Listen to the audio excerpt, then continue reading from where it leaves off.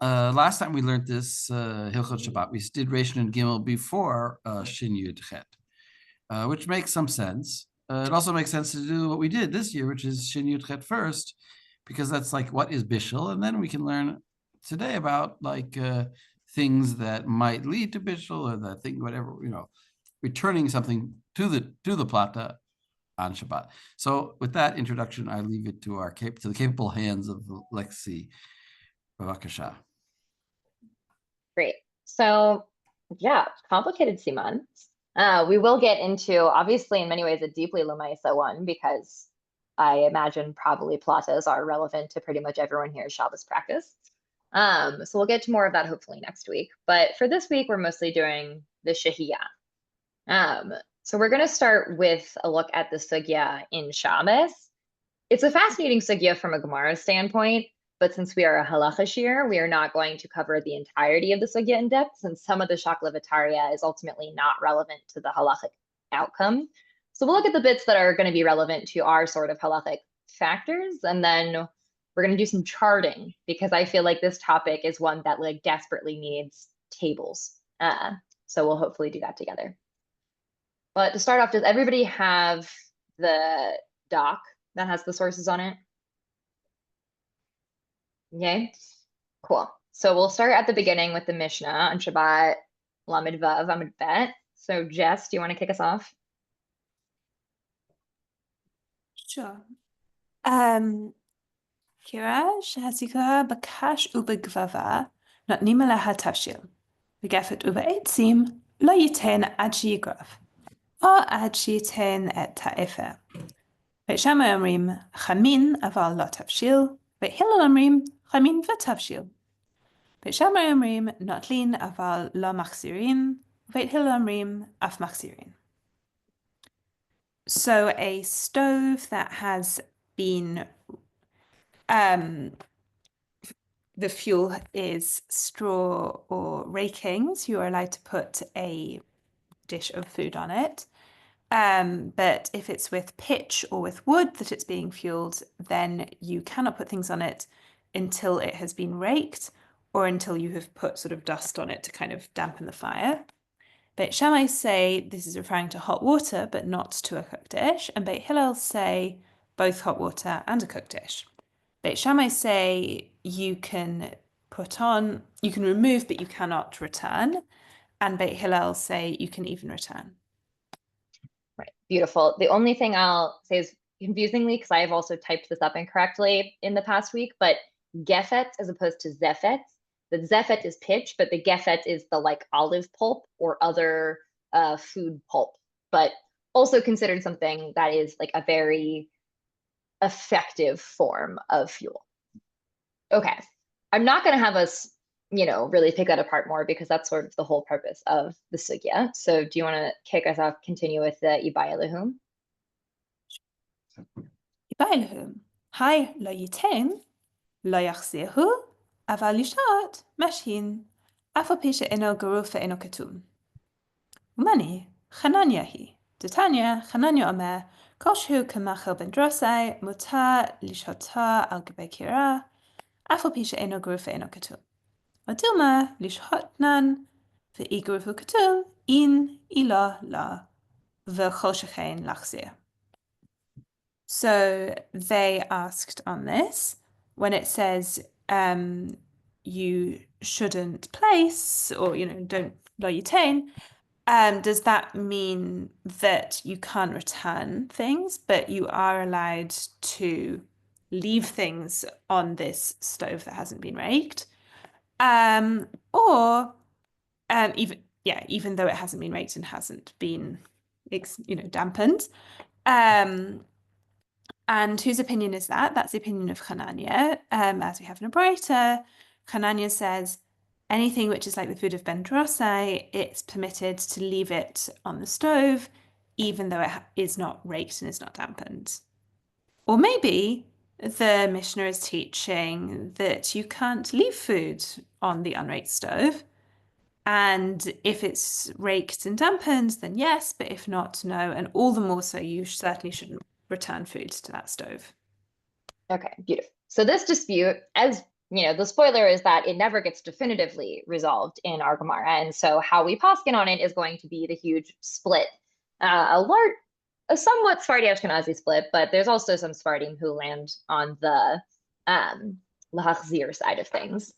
So according to Hananya, if we think that the Mishnah is saying Lahachzir, and we hold like Hananya, what psak would we get from the Mishnah?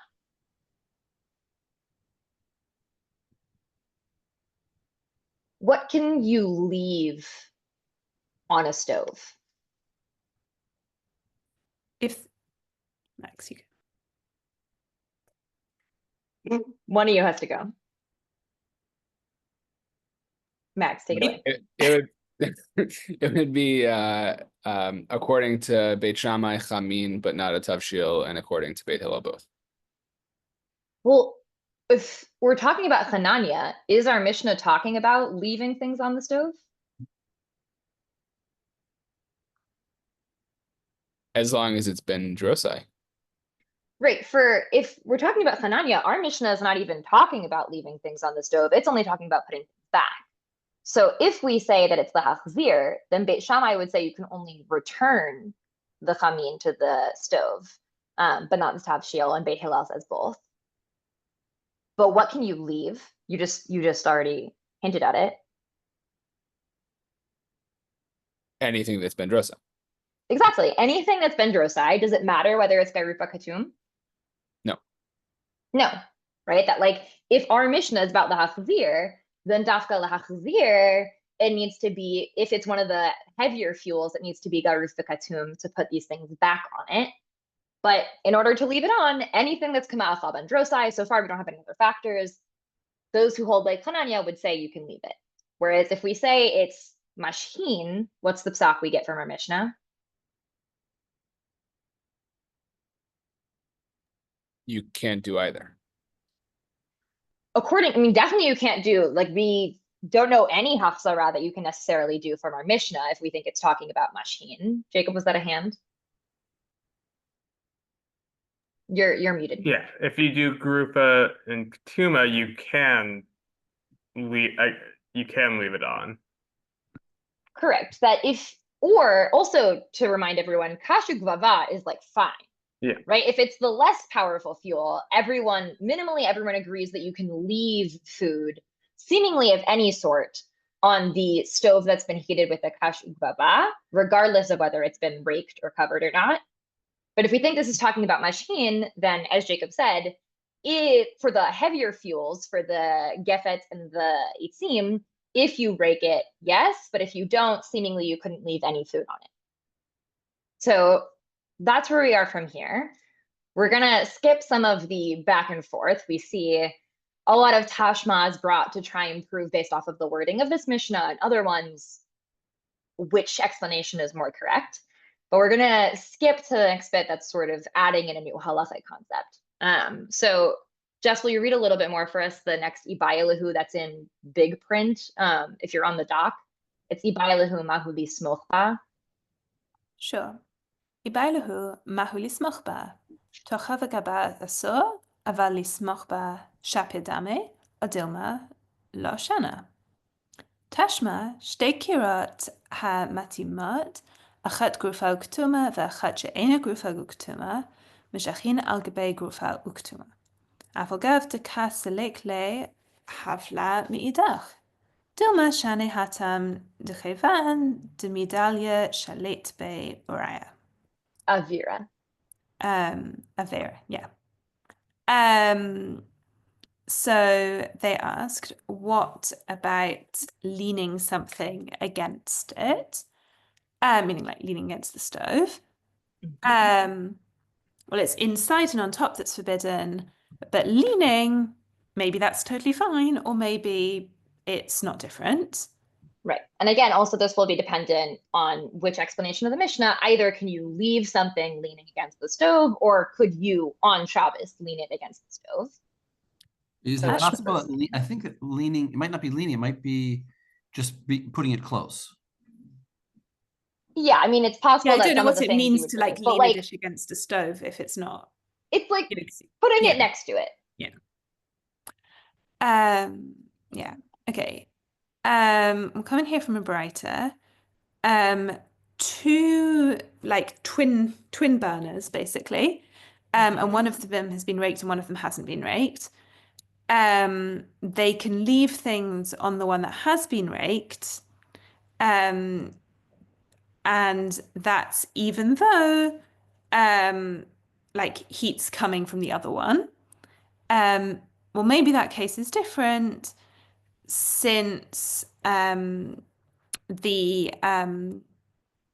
pot is high up, then the air controls it. Yeah, if anything, I would actually say that this supports the notion that the lismoch in general is leaning directly against it, because what we're saying here, the suggestion, right, is that the two stoves next to each other, the one that's not garuf v'katum, putting it on top of the other stovetop is like leaning against a eno garuf v'katum stove. But they're like, it's a little different. It's kind of like up on this separate stove. There's some space between it and the one that's eno garufa katum, and therefore, like, there's some air that can cool it down. So I think this actually would seem to imply that the Not necessarily, because the stoves are high. You can put it on the floor next to the stove. And so if you don't put it on top, there's less air. I don't know if that's like, I don't think that's such a huge difference though, right? That even as long as there's space between the two of them, I think the air surrounding it, it's still going to cool it down more than if it's like directly up against the stove. For Joel? I kind of agree with Rav Nachum here, just because I think if you're on the stove, then sometimes the flames will actually come up to it, right, and touch it, as opposed to in front of it, right, where there it might not, there might actually be a gap there, and as opposed to actually touching the stove, where I think would be that might be more problematic. That would be like putting it on a grill above the stove as well. So. Well, no, because you're further from the actual flame, ultimately. Like that there's no contact with anything that's either the flame or the refuse from the flame. If you're if you're touching a kira. On the side, yeah. Yeah, because you're touching the hot wall. I think that's almost the same as putting it on top of the kira at that point. I think the two of you are talking maybe about slightly different cases. That one of you is talking about like there's a piece of counter next to your stove versus like on the stove but not directly above the flame. Does that I would feel say helpful or not? also part of what I think would be relevant in this distinction is that, as we see mentioned, what's the whole reason that lishahot would be forbidden? What's the reason given? Lest you yechateva gechalim, right? Exactly, right? It's that the actual thing is not problematic, like isn't there, that's not considered to be actually cooking on Shabbos, but we're worried that you'll want to speed it up and you'll, poke at the coals and try and heat it up. And I think that part of the distinction, therefore, between it being on top of the stove and it being on the side is that even if it's getting very hot on the side of the stove, since that's not in direct contact with the gechalim, I think that there would be less of an immediate impact of yichteh gechalim on something that is only leaning against the stove and not in contact with those embers. And so I think it would be easy to argue that like that gzeira is more applicable to something that is on top of the stove, where that would have more immediate impact, but something that's only leaning up against it, potentially no. Right. In any case, we suggested this shtei kirot hamatimot as a proof that you can do the smicha. We rejected it as proof. So skip to the next bit in bold, my have'ala.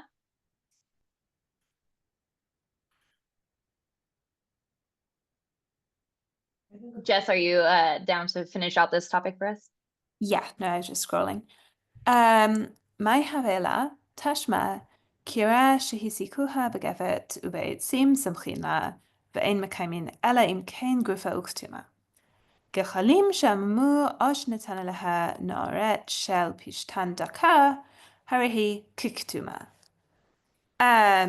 So what's the upshot of this? Coming here from a brighter, a stove that was lit with food pulp or with wood, they can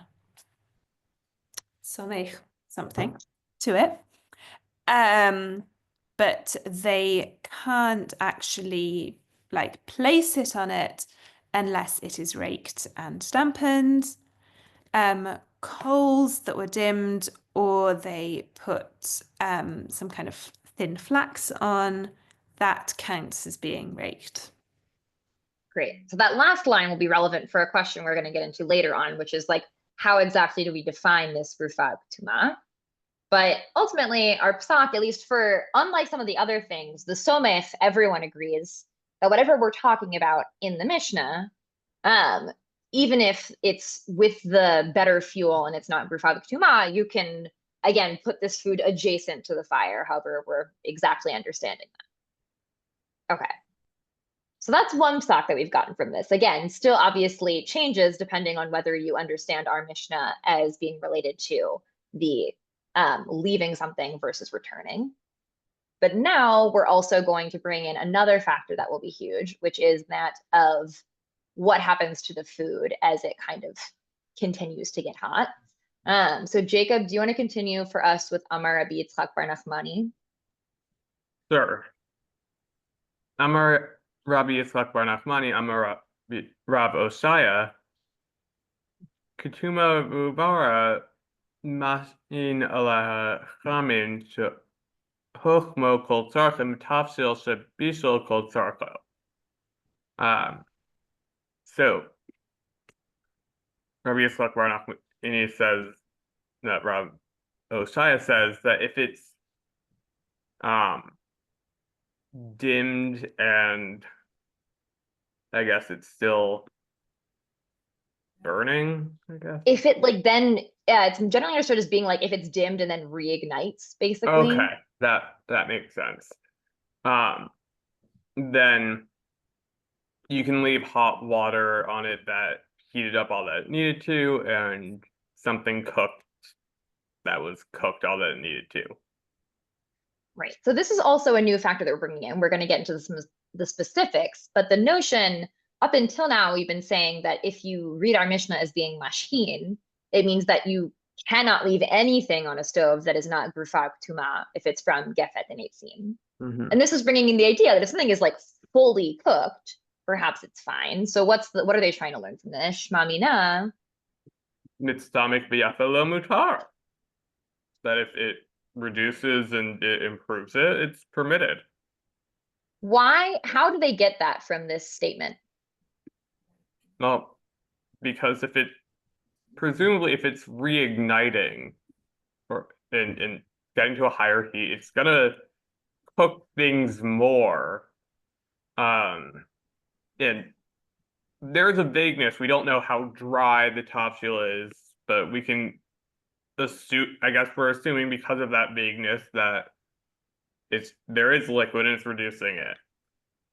Right. So we're assuming that like it's going to have an impact on this food, this meat's stomach, of like even though it's fully cooked, it's going to kind of continue crusting, as it were, or evaporating in some cases.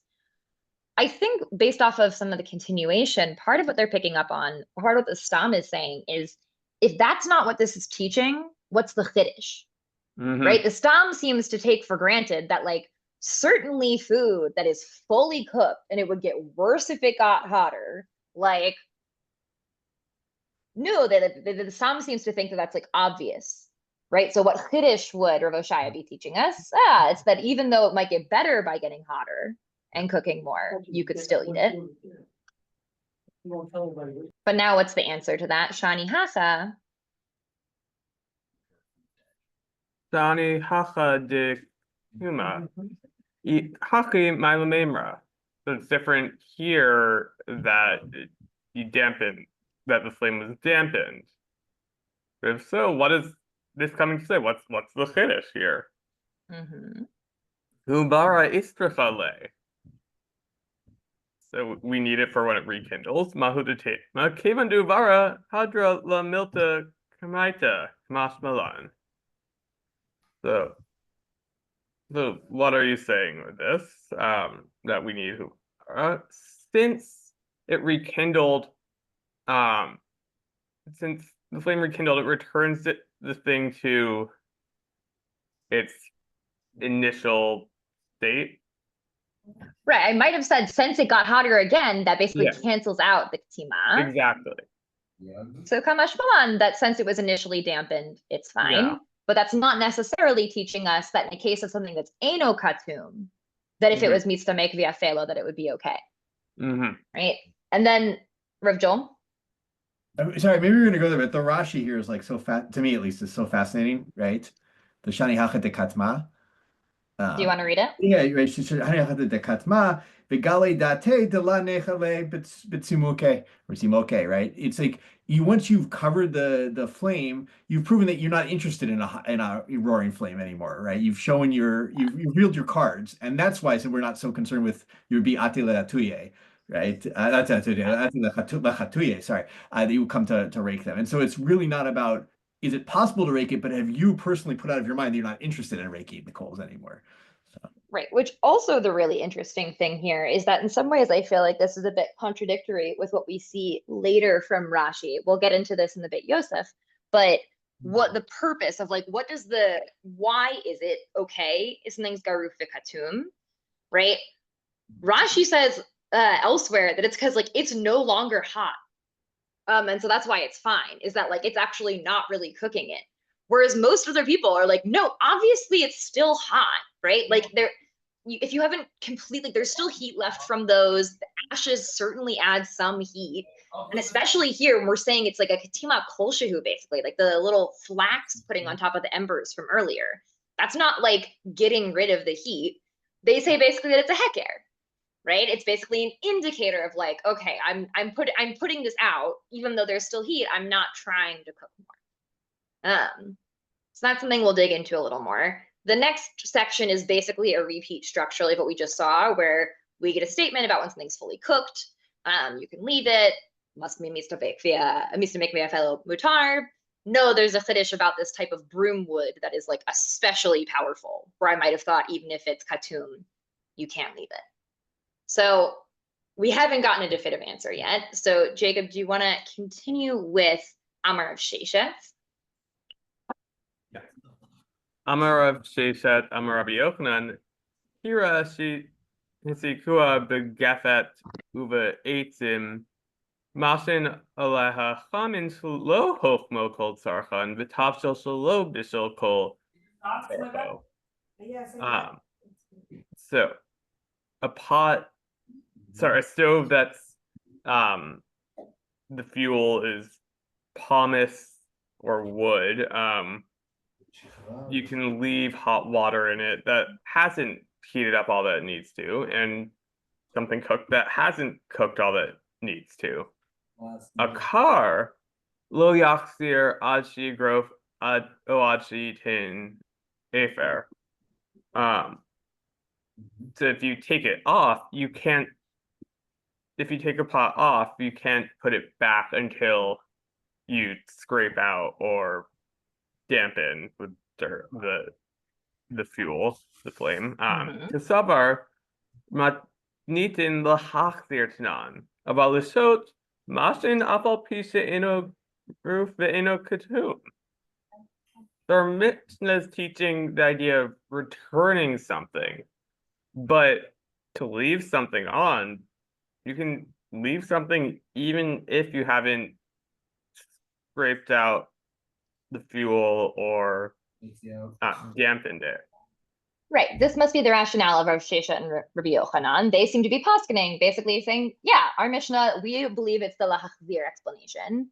But for Mashin, you can leave potentially, or at least anything, you can leave things that haven't been fully cooked, right? We'll see later a distinction. It's not anything whatsoever, but you can still leave things that have not been fully cooked on a stove that is anag rufavik tuma. And Rava is going to sort of back this up in a way that's a challenge against Rav Sheshet because maybe it's extraneous. But Amar Rava. Amar Rava tarvayu taninhi. Lishot tanina.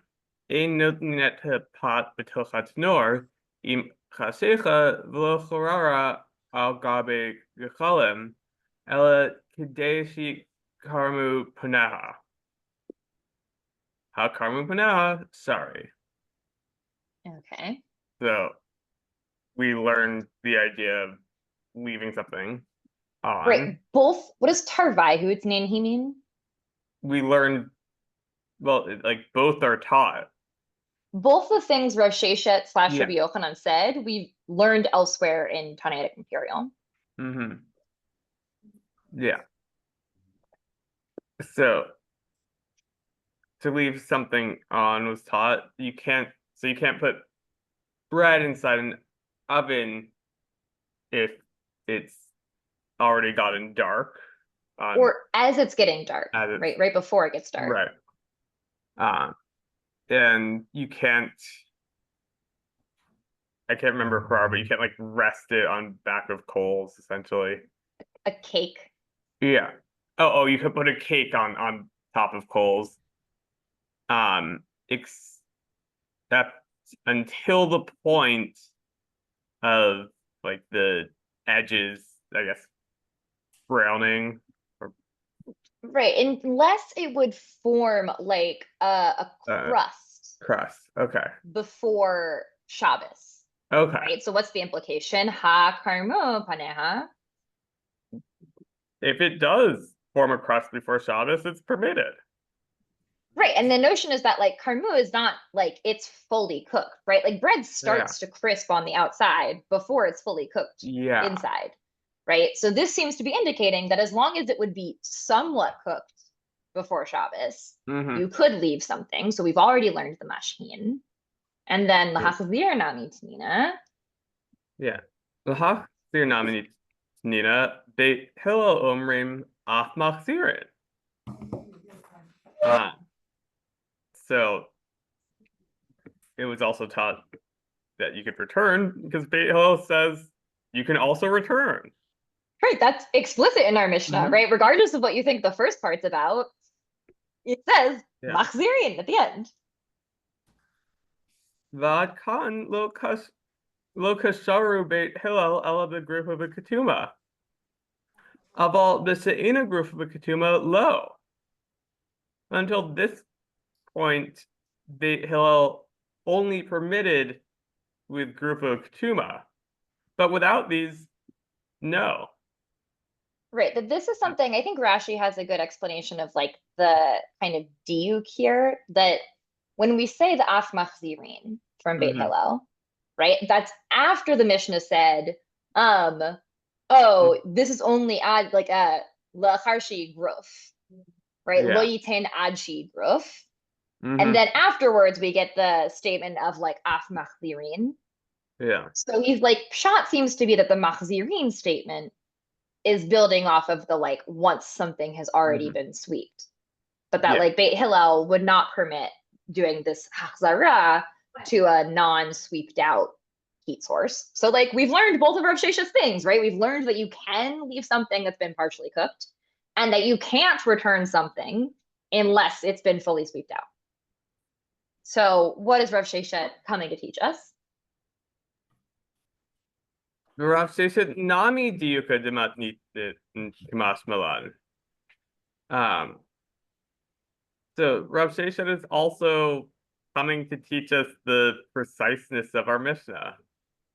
Right, because it's a diuka of our Mishnah, right? The fact Right. that Beit Hillel forbids the machzirin, right? If it's not grufa b'ktuma, that's an inference, right? It doesn't explicitly say that. So we're like, yeah, Rav Sheshet is coming to teach that inference, right? You can get that from the Mishnah, but not everyone would necessarily have done it. So we're like, the answer to Rava is he is adding something that not everyone would necessarily have known if they didn't hear his statement more explicitly. Okay. I'm going to read this last little bit where we get some more psak from some Babylonians, and then we'll dig into the Beit Yosef, who is very useful for collecting our many, many relevant factors for the Shehiyah. The last bit we have Amar of Shmuel Bar Yehuda, Amar of Yochanan, Hirashi Sikua Begefet Beitzim, Mashina Lea Tavshil Shabishel Kol Tzorcho, Vechamin Shuchamu Kol Tzorchan, Va'afilu Mitztamek V'Yafelo. So we have another thing in the name of Rabbi Yochanan saying that, again, this stove has been heated even with the pumice and the wood, seemingly, even if it has not been shoveled or dimmed, you can leave fully cooked food or water on it, even if it's something that, as it continues to cook, would get better. Amar lehahu midirabanan l'Rav Shmuel bar Yehuda. Harav Shmuel da'amri tarvayu mitzdamek v'yafelo asor. But then one of the rabbis replies to Rav Shmuel Bar Yehuda, who relayed this tradition. Didn't we hear from Rav Shmuel that if it improves as it cooks, even if it's fully cooked, it's forbidden? Amar le, atu late ana yadad Amar Rav Yosef, Amar Rav Yehuda, Amar Shmuel, mistamek v'yafelo asor, ki ka'amina las, the Rabbi Yochanan ka'amina. Like, you think I don't know Shmuel and Rav's psak? I know Shmuel and Rav's psak. I was telling you Rabbi Yochanan's psak, right? Amar le Rav Ukva mishan le Rav Ashi, atun demakrivitu le Rav Shmuel, avidu Rabbi Shmuel, anan navid Rabbi Yochanan. So Rav Ukva from Meshan says to Rav Ashi, you guys who are closer to Rav and Shmuel should practice like Rav and Shmuel, right? That, i.e. that if it's mistamek v'yafelo, it's forbidden even if it's fully cooked. And we, who are closer to Rabbi Yochanan, we get to practice like him, that even if it's mistamek v'yafelo, as long as it's fully cooked, it's definitely fine. Okay. That's where we're going to pause in the sugya. Any burning questions before we dive into the Beit Yosef? Joel, that looked like a half a burning question. Well, I was thinking, like, really at stake here is a derabanan, right? It's Shema Yechateva Gechalim, right? We're not really questioning like someone who might come to actually, who actually will cook on Shabbos. We're afraid you might come to do that. And so it's a question of how much of a barrier we're putting. So it's actually the stakes, for as much as like we're talking about this, it's like not so crazy to say some people think this is a place we should put, a fence up, and some people don't think that. As opposed to saying some people don't think this is cooking on Shabbos, some people do, and we're willing to be makil about it, so. Yeah, no, I think that's a very important point, right? That like the stakes, according to everyone, are derabanan on this. That like everyone agrees that leaving the thing itself is not you cooking on Shabbos, right? And so also the fact that this is all about this gzeira of the Shema Yichsev, it's not even that it's something that you're doing on Shabbos that's of rabbinic level. It's about a gzeira lest you do this d'oraita thing. That also obviously contributes to the notion that so much of this is psychological, right? A lot of the factors that impact like whether something's permitted, it's not exclusively about like how does this physically impact the thing. It's about how does that physical impact change your motivation, right? Change the likelihood that you'll do this forbidden thing. Okay, let's crack open the Torah Shulchan Aruch. We're going to read the beginning. We're going to read most of the Torah on this and then dive into the Beit Yosef. So the Torah, if you have my edition of the Shirat Dvorah, this begins on Nun Aleph in this edition. So give me a thumbs up when folks have it. Josie, do you want to start us off with the Torah? Sure, let's give it a swing. Kira, Shihi Asuya Kidera, Visoftin al Piha Hakidera Lamala, Vieshba Sfitat Mekom, Shte Kiderot, Im Huska Begevet, Shehu Solet, Shel Zaitim, O Behitim, Asur Litain Alaha Tavshil Mivodion, the Hashotala Letzorach. Seems like a good place to just pause for a moment. Okay, so we've got this idea of a stove that's made sort of like a kedera with two slots on top, and there's a place to seal one pot atop the other. Right, that basically pots are put on top of it where its mouth is, and there's room for two of them. Right. So the idea here is just reminding, like stoves like this look like big oven, big. Yeah. What would look at like an What oven. is the kira? Right. Okay. If they are, warmed by gefet, which parenthetically says sheep solat shel zaitim. This is the definition that we're using. That it's sort of like leftovers from olives. You can't leave something on Friday afternoon. To wait there for that night's meal. So for your Suda Rishona, you can't do this. Okay, but here's the qualification, unless it's fully cooked. So you can't leave something. Okay. Vihu mitzamek veralo. Oh, shahaya chai. Shalom. Well, this is sort of moving to a separate, so let's just pause there for just a moment. So it has to be a fully cooked something that if you leave it there for too long, it's not going to do better. It's going to congeal or shrivel up, and it's not going to do better. Right. So we'll see that again, the Torah is starting off with the opinion later name as that of the Rif, which is the non-Hananya version of our Mishnah, right? The version of our Mishnah that says it's talking about Lishahut. And then also we're about to get into the Chai thing. This is one, it's a pretty short Gemara. It's just saying that if something is raw, completely raw, you can leave it. What's the logic of why you can leave a totally raw thing? Because it's going to be inedible at night, so you're unlikely to sit there and stoke the embers, the coals, the heating stuff to sort of hurry it up so you can have it for Friday night dinner. Exactly. That again, it's about the motivation. So we think of something is not cooked at all, since you know that it actually just wouldn't in any circumstance be ready for the nighttime meal, then it's in fact fine. So continuing the tour, O Shahaya Chai. Ushahayachai shalom nefashal klal dahashta lekal mecha shemai yakte kevan shnepashal kosako uvachai nami masiach naato mimenu ad lemachar uvachol halayla yachol lehipashel below chitui. Right, which is exactly what we were talking about. You're sticking this piece of raw something in there, and nobody's going to there's no suspicion that you're going to be enticed to stoke the heating elements, to cook it all the way. And also with something that's raw, you've already sort of settled your mind that this is meant for tomorrow and not for tonight, which is another sort of salient point here. Right. It's another way of saying it. It's not even that like, it's kind of because you know that you won't, like, stoking the coals won't do enough. You're just not really thinking about it. You leave it there, you put it out of mind. Okay.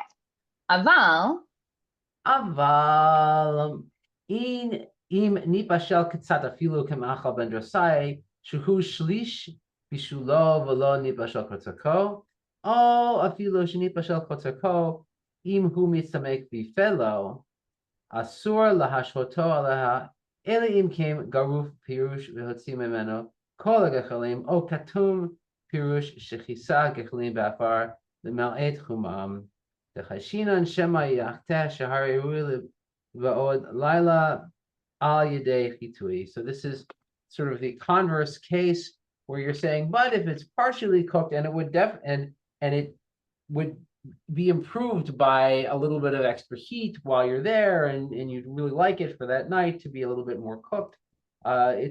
You can't do anything unless you've extinguished the stove to the point, either by sweeping or by throwing dirt on it, to reduce the heat down. So you're bringing the heat down. So you're now sort of in this garush bekatum state. Right. That like ultimately, just the reminder that like nobody disputes when it comes to shahiyah that either the kashug vava, regardless of whether it's sweeped out or dimmed, and the gefet be'etzim, well, actually there is slight dispute. For the most part, we'll see this in the Beit Yosef. If it's been sweeped out, you can leave anything, seemingly, right? It's specifically the gefet be'etzim, eno garuf v'katum. So here the Torah is siding with those who say, if it started to cook, as Josie said, and therefore maybe you could cook it in time for that night, it's forbidden to leave it. Or even if it's fully cooked, but it would get better if it keeps cooking. V'im natan ba haticha haya mutar ki'ilu haita kula haya. Shahar yisiach da'ato mimena b'shvil haticha haya she'ena yechola litbashel ad lemachar. Once again, if you drop a piece of uncooked or raw meat in, a slice of raw meat in there, it's like the entire thing is now made inedibly raw, and you've settled your mind that this is not for now, it's for later.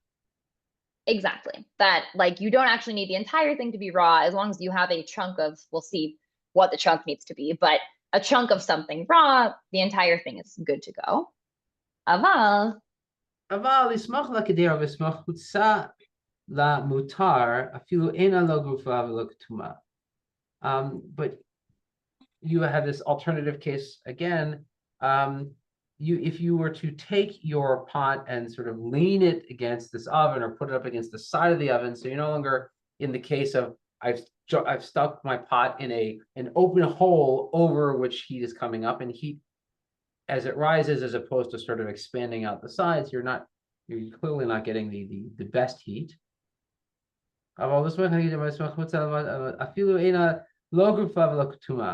Even though your oven is or your kira is not fully swept or fully extinguished. Right. You can still do this smicha, this leaning or making it adjacent. Ve'im husaka.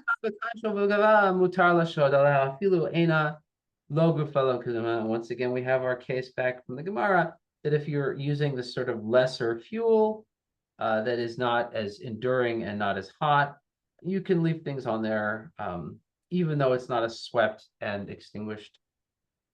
Beautiful. Okay. Sure. We'll skip the next bit for now because we're gonna see in the Gemara the bit about tanor and kupas. But on the bottom of Nun Vav, he says, Kachi shitat Rav Alfas. Right? Up until now, he's saying this is the psak that the Rif gives on this case. So Josie, can you pick back up on Nun Zayin with Aval Rashi Veri? Aval Rashi Veri, Pasku Dechol Shehu Kamachav and Drosai, Mutar Lashato, Al Gabi Kira, Filu Im Huska Begefet Aitim, Filu Ena Gufa Uktuma. Betavshil, Shnipashel Kotzako, Filu Mitzamek Fefelo, Mutar Gam Kem Lashato Aleha. So we have this this non-Rif opinion that is Rashi and the Ri, who say that even if it's only Machav and Drosai, it's only a third cooked, and it could continue to improve by sitting there. You can still put it on there with the sort of better heat, and even though it's not Rufa and Ketuma. Exactly. And specifically a dish that is fully cooked, and it would improve. You can leave it there. So we have this machloket between the Rif and Rashi and the Ri over whether or not you can just leave something there from before Shabbat until Shabbat. Right. For the Eina Grufavik Tuma, the only thing everyone agrees you can leave is what? There's two qualifiers. It's either high or it's fully cooked. Right. High or fully cooked. And if fully cooked, what's the additional qualifier? Needs to make the ralo. Exactly. If it's either totally raw or it's fully cooked and needs to make the ralo, everyone agrees you can leave it. But if it's not those, the Rif school says you can't. Rashi says, as long as it's been cooked to this either shlish or chetzi, depending on Rashi or the Rambam, shear, you can leave it, right? Even if it needs more cooking to be fully cooked, even if it's fully cooked and continuing to cook will be good for it, you can leave it.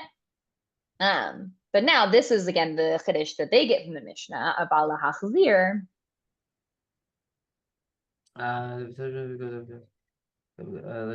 אבל להחזיר כגון שהניח תבשיל מבעוד יום ונטלו ממנו בשבת ובא להחזירו עליה אינו מחזיר עליה אלא אם כן גופה או כתומה או שהוסקה בכשרות לבבה. So you can leave it there, but you cannot take it off and then return it to your kira unless it's grufa kutuma or if it's heated by this lesser fuel. Okay, excellent. So we'll pause because again, we'll get back to the tanor soon. But for now, we're going to dive into the Beis Yosef, who's going to lay out a bit more in depth the opinions that we have seen sort of referenced by the Torah. So we're going to pick up Nun Dalid, the bold sorry, not Nun Dalid, Nun Bet V'Katav Harif. Right, it's about 2/3 of the way down in the Beis Yosef. The Katav is bold. Mim, do you want to read for us? No, thank you. But next one. No worries. Ori, do you want to read? Sure. וכתב הריף, מסתבר דמסקנה דבעינן דלא ייתן, לא ישההו, ואפילו לשהות יגרוף וכתום הוא. In Ilo lo. Tahar Rabbi Hoshaya v'Rabba bar Chana hachisir lahu. So it makes sense that this maskana that lo yitain meant lo yasheh in the Mishnah. Right, that this dispute that was never fully resolved in our Gemara of is the Mishnah about lo yisheh or lo yachzir, the Rif says, I think the pshat is that it's lo yisheh. Vafilu lishhot yigaruf v'katum hu. And then even leaving it, if it's garuf and katum, if it's raked in ilo lo. So only in the case where it's raked can you leave it on there. Dehar Hoshaya v'Rabba bar Chana hachisir lahu. That's what we saw in Rabbi Hoshaya and Rabba bar Chana. Right, that we see several Amoraim who do seem to support this reading, right? Vehivu kamerayot. Vehivu kamerayot demuchachi demaskana degamara hachi havi. And he brings a couple of proofs. This was the maskana. This was the conclusion of the Gemara. And even though what Rav Sheshes brought, Amar Rav Yochanan the matnitin lahachzir tnan, that the Mishnah was really talking about to bring it back on Shabbat. Aval lishhot mashin, but leaving you should be able to leave. Afal pi she'enu garuf v'katum, even if it wasn't raked. Let Hilchot hakabate, the halacha was not like him, according to the Rif. Exactly. V'afal gav desaya rava, the amar tarvaihu tenanahi hahud siyua lav dafkahu v'lo gamrinan minei. And even if you bring the support of Rava, who says both, what is it? Both the things Rav Sheshet taught, that it's permitted to leave on a eno garufa katum and forbidden to lahachzir. He said both of those were taught in our Mishnahs.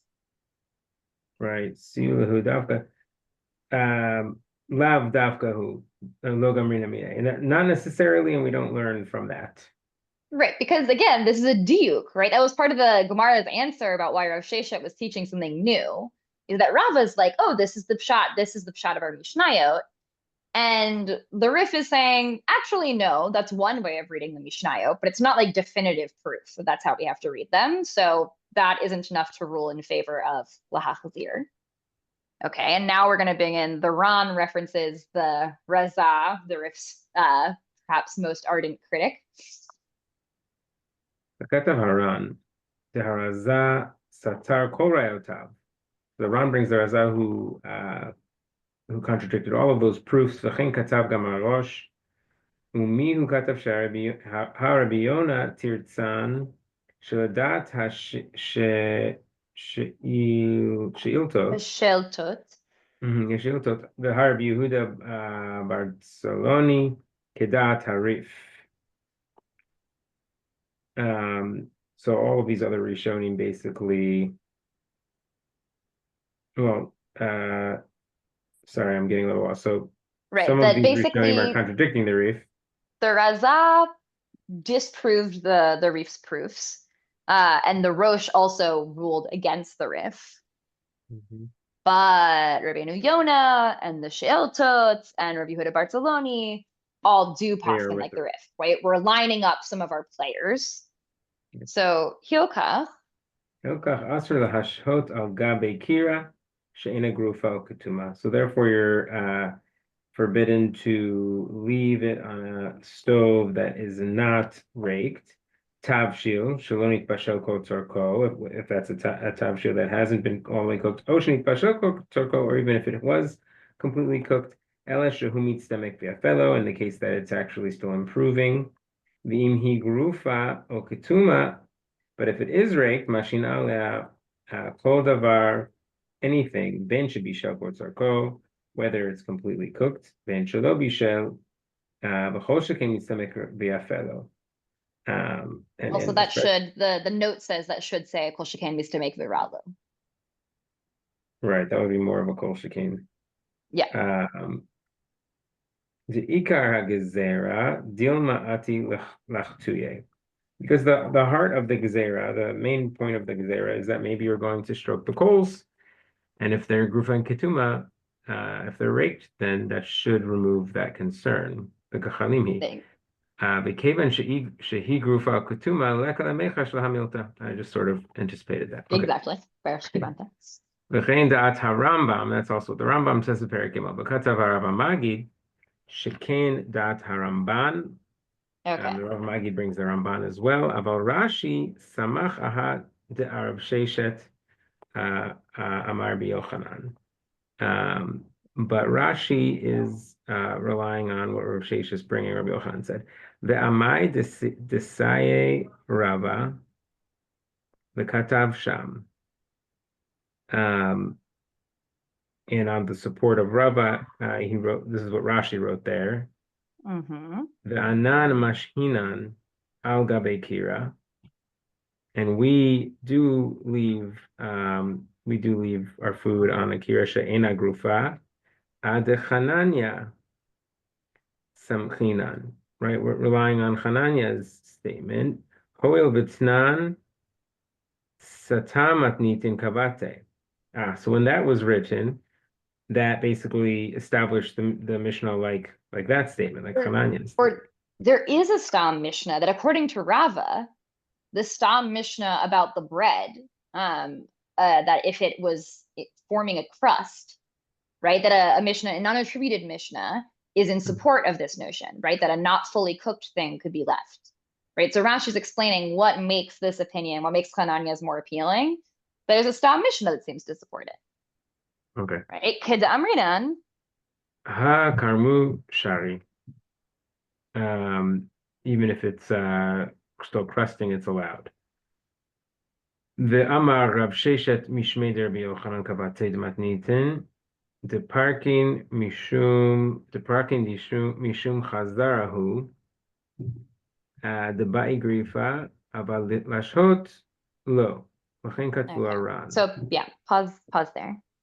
And Rav Sheshet bringing Rabbi Yochanan is like the Mishnah that teaches that it's really returning food that it's talking about, and that requires that you've already raked the coals.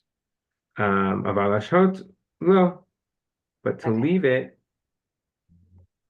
before Shabbat, you wouldn't need grifa.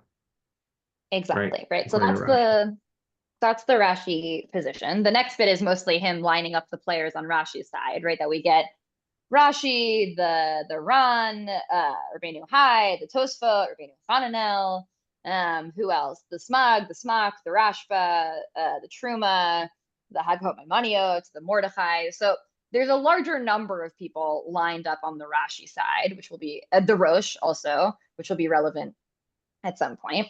So those are our kind of different players. For the sake of time, I'm going to read a little bit more in the Beis Yosef, and then we're going to try and make a chart of this so we have a visual for it. So picking up from the Me'ata, which is the next bolded section. Me'ata hada amrinan b'sof perek kama bashil shapir dami bashil velo bashil asur. Right, that which it says later on that like if something's cooked, fine, but if it's sort of cooked but not cooked, asur. Ladat harif v'siato. Me'et she'itchil yitbashel, ben shelo higia lema'achal ben drosai, ben shhigia va'afilu nitbashel kol tzorcho, ela shehu mitznamek v'yafelo, mikre bashil velo bashil, v'asur, v'kashenit bashel kol tzorcho, mitznamek v'ralo, mikre bashil, v'shapir dami lishuye. Right, so the way that the Rif and his camp would explain that phrase is that anything that's begun to cook falls under the bashil velo bashil. The only thing that falls under has bashil, that it's cooked and you can leave it, is something fully cooked, like it's worse if it's cooked more, right? But anything that's only partially cooked, even if it's partially cooked to the point that it's somewhat edible, or fully cooked but would get better if it keeps going, that's the bashil velo bashil, the somewhat cooked, that statement is referring to. Udat Rashi v'siato, kol she'yigia lema'achal ben drosai, mikre bashil, B'shapir dami lishhuye, velo mikre bashil, velo bashil da asor lishhuye gabe kira, she'ena grufa b'ktuma, elek shitchil litbashel, velo higia lemachal ben drosai. But for Rashi and his camp, right, anything that has reached the machal ben drosai level of cooked is considered cooked, right? That would be the bashil de shapir dami. And the only thing that falls under the sort of cooked but not cooked, which is usr, according to them, it's something that is not chai, right? It's no longer raw. It's started to cook, but it hasn't yet reached machal ben drosai. So depending on whether you go like Rashi or the Rambam, it's either a little under a third of the way cooked or under half of the way cooked, right? That according to Rashi and his camp, that thing that is somewhat cooked but less than a third or half, you can't leave on the ena grufa b'ktuma. But once it reaches the machal ben drosai, you're good to go, right? So that's the main summary here. We're not going to look at it inside. There is a fun little special camp of the Raza, right? The Baal HaMaor, where he has a slight twist on things. This is, I mean, not a quiz, but does anyone off the top of their head remember what the Baal HaMaor's twist is? Very fine for the shaking the head. thought It's you were basically asking- guess. Were you just asking the Razaz twist or the Baal HaMaor? I got confused for a sec. The Baal HaMaor. Okay.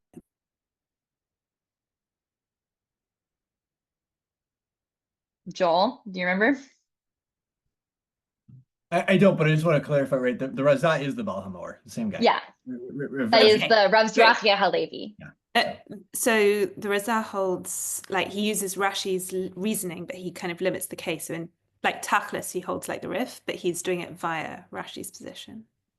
So Tachlis, he actually is a bit of an in-between, where he thinks that if it's at machal ben drosai, it is actually, yeah, I think in some ways that is kind of similar, because if it's at machal ben drosai and it's mitzvah make via fellow, he thinks that actually that's still forbidden. If it's at ma'achal ben drosai and it's mitzvah make viralo, which again, kind of hard to understand, because if it's like only partially cooked, that maybe this is like a steak that is like good to have pretty raw. Like maybe that's the shot, is it's like you want to have like a very tender steak, and so that would be the mitzvah make viralo. And then the main distinction is that he says when it's fully cooked, the mitzvah make viralo versus yafelo is dependent on minhag, right? As we saw in the Gemara, like whether you hold like the Babylonians or Eretz Yisrael. And he says, like, since we don't fall under either of those categories, we can be mekel.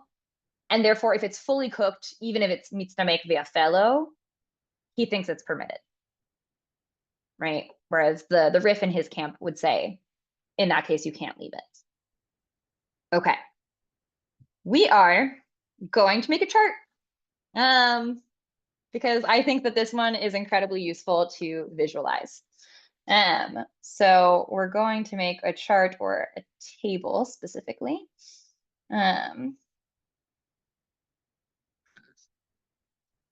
Okay, so we want to have different factors here.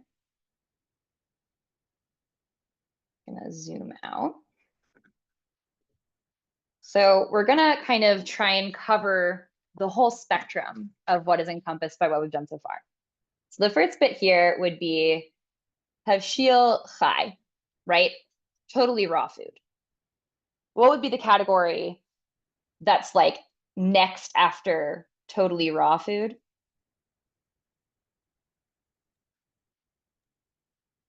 I also can't see everyone, so just unmute yourself and Ben say it. drosai, ma'achal ben drosai.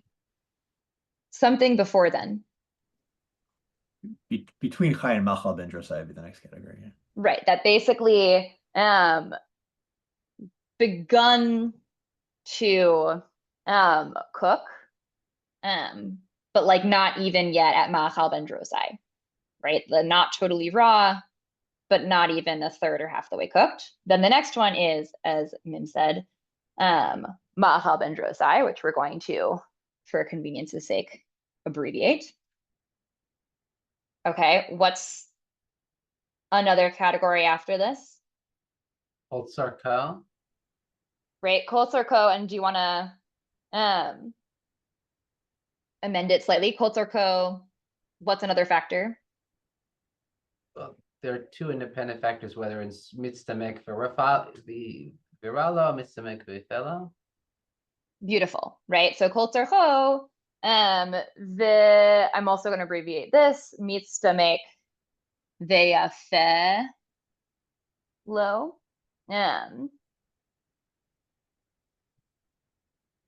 or kol tzorko and mitzamek viralo. Okay, so these are our different kind of top categories. And then our main things here, we're gonna just say Rif and Rashi, but you can imagine that it says all the other people in their camp. And then maybe just to humor him, we'll also add the Baal HaMaor, since he has his own special shita. Okay, so we'll go bit by bit and we'll have it all out. So when it comes to Tavshil Chai, this is also all for something that is from Gefetz Ve'etzim, right? Ena Grufa Uktuma. So if it's Tavshil Chai, what are the positions as to whether you can leave it?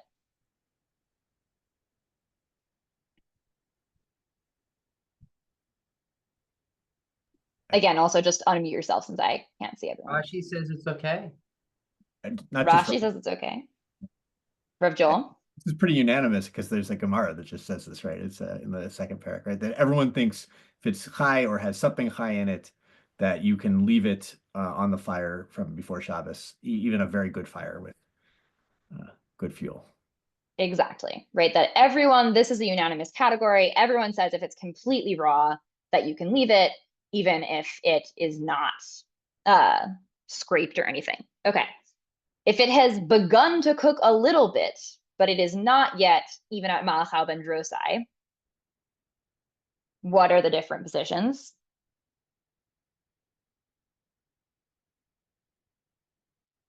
We've got an asor to put it on an all position, but I don't remember whose position it is, and an asor to return it position. No, so it is, you were correct that it's in all positions, right? This is another unanimous one, which is that if it's begun to cook, but it has not yet even reached Machal ben Drosai, everyone says it's usher to leave on this Eina Grufa B'Ktuma stove. Now we get into more of the dispute, right? So if it's at Machal ben Drosai level, what's the Rif's camp? What's their position? It's usher. Exactly. What's the Rashi camp? Mutar. Excellent. And then the Baal HaMaor, in his own funny little category, would say that basically if it's a steak that needs to be rare, it's mutter, and otherwise it is usher. Can anyone think of another example of something that would be Machal ben Drosai and it gets worse as it cooks more? Some fish like that. It's Ceviche. I guess maybe I was gonna say sushi, but you wouldn't be cooking the sushi at all. I mean, in my head, this is a standard rare steak thing. Pan seared tuna. Mm. But that's just sort of your intention. I don't know. It's not really the food itself, but Okay, that's true. But I think the steak probably is the most straightforward answer. Okay, then we have the mitbashel kol tzorcho and mitzamek v'yafelo. What's the Rif camp's position? Broccoli. I thought of another example. Broccoli. Sometimes. Yeah, I guess if you want it more crisp. Some people like it wilted. Right. Yeah, sometimes you just want to gently steam your asparagus, and you don't want it to have cooked in any significant amount. Right. There are various vegetables that you can eat raw that like maybe you want them to be like a little cooked, but not fully cooked, as it were. All right, so maybe for those, the Razah would say you're good to go. For the kol That's tzorcho, interesting because that would push you back to the last "Hachel tavshel litbashel k'tzat." It would complicate things because right, it's edible seemingly, raw. It really does complicate the whole conversation. With meat, if it's high, it's literally considered inedible, so it's a lot more clear. But like, yeah, broccoli will yeah. mess. Certainly vegetables complicate things. A lot of this, and we'll see this also when it comes to the ma'achal chai that's mentioned, a lot of it is assumed to be referring mainly to meat.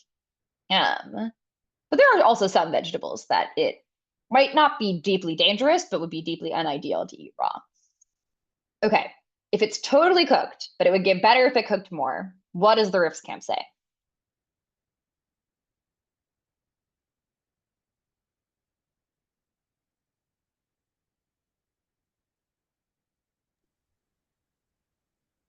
Still asur. Still usser, right? But- As long as it would improve. Yeah, by the way, the whole thing with things that can be eaten raw, the end of Rishon and Zayin, the tour gets into that actually. I've just Yeah, we'll expand. Okay, Rashi's camp in this scenario, what's the psak?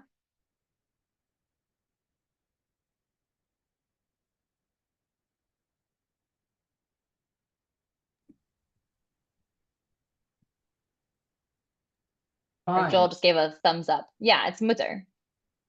They think once that even ma'achal ben drosai is mutar, kol shekain fully cooked, even if it's mitzamek v'afelo. The Baal HaMaor, this is also, he said this is dependent on minhag, but ultimately rules that it is mutar for everyone as long as it's fully cooked. And then if it's fully cooked, and it would get worse if it's cooked, what are the positions?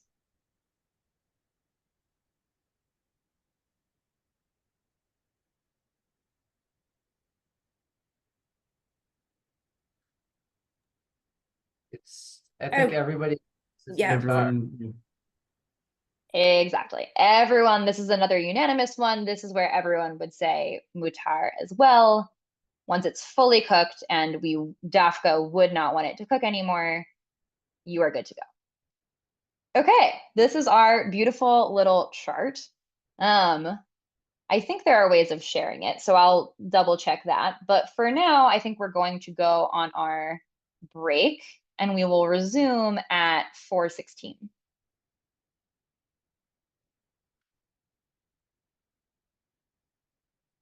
Out of this whiteboard, I think I cannot share it since I am not the owner of this Zoom, but Rav Nachum, if anyone is interested in having this, it should be saved to the Zoom. So I think you can potentially share it if people would like.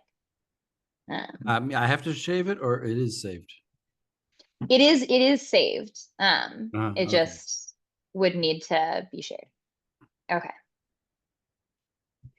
Excellent. So now we're going to resume by talking about the tenor and the kupach, right? These other kind of slightly different categories of heat. I think also for time's sake, one thing that we're just going to very briefly summarize is that in a case where you left something that you weren't supposed to leave, what's the din? Are you the Rambam? If you're not the Rambam, what's the din? You can't use it till after Shabbat. Exactly. Obviously, what that thing is going to vary depending on whether you're the Rif or the Rashi camp. For the Rashi camp, this would only be something that's begun to cook and not reached Machal ben Drosai. But basically, anything you weren't allowed to leave on a kira that was not Grufan Ktuma, if you did, whether it was intentional or unintentional, you can't eat it till after Shabbos. What is the Rambam's one exception?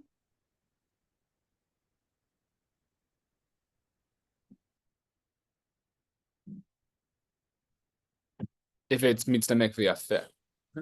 Exactly. If it's fully cooked and it just needs to make via fellow, the Rif camp, again, how the Rambam generally holds, the Chachila, you're not allowed to leave that, but he thinks b'diavad, if you forgot, you're allowed to eat that even on Shabbos. If you were like b'mezid, left it, you're not allowed to eat until after Shabbos. But that's essentially the one exception. Otherwise, anything else that you left that you weren't supposed to leave l'chachila, you can't eat until after Shabbos. Rav Nachum?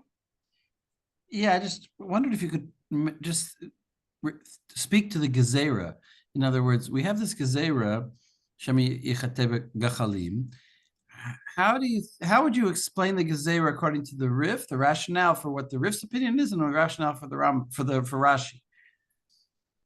In other words, if we go back to the gezerah, how do they understand the gezerah, each of them? I mean, I think that they understand the Xera pretty similar. I would say that I think there's both more and less formalist ways of approaching this. I think the more formalist way of approaching this is like they disagree about the more pshat way to paskin from our sugya, right? That like we have different opinions in our sugya as to what our Mishnah refers to, and that they both think that the Xera is shemi bigachalim, and the question is just like, when are we worried about that, right? That ultimately the No, Rashi camp would say, if you say like the Rif that we're worried even when you're, what would the Rif say to Rashi to explain why what his psak is makes more sense according to the Gezerah? I mean, again, the Rif would say when you're talking about the Xera itself and the rationales, if something is cooked kamachal ben drosai, the fact that it is edible isn't necessarily enough if it's not like basically what you would want it to be.